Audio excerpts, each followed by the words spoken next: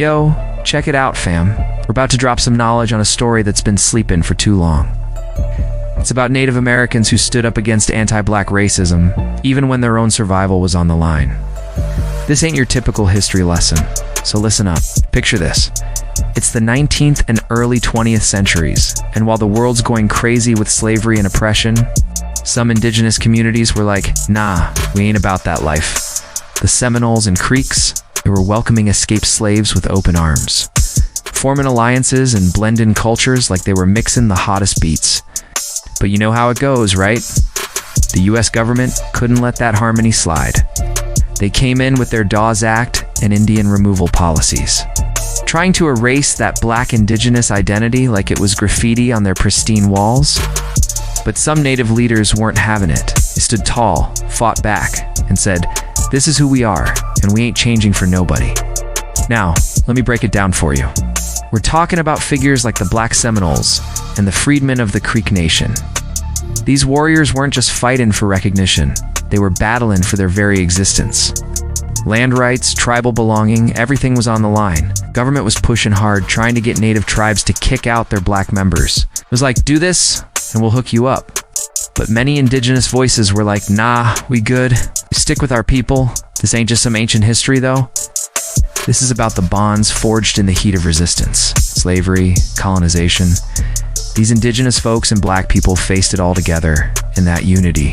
It left a mark that's still visible today if you know where to look. But here's the real kicker. This story's been buried deeper than a time capsule.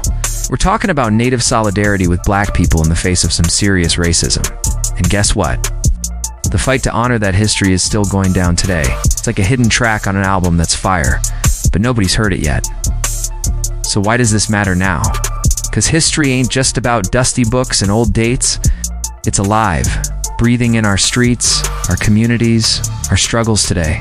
When we talk about unity against oppression, this right here is the blueprint.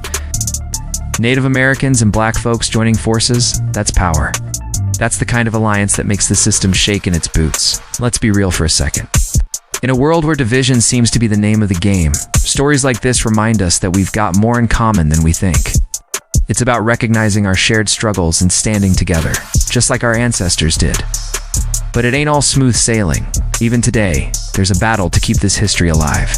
Some folks would rather forget, sweep it under the rug like it never happened. But there are warriors out there, modern-day griots, keeping the flame of this legacy burning bright. They're fighting to make sure these stories are told, recognized, and honored. So what's the lesson here? Simple but powerful. Solidarity is strength. When Native Americans stood up against racism towards black people, they weren't just helping others. They were defending their own.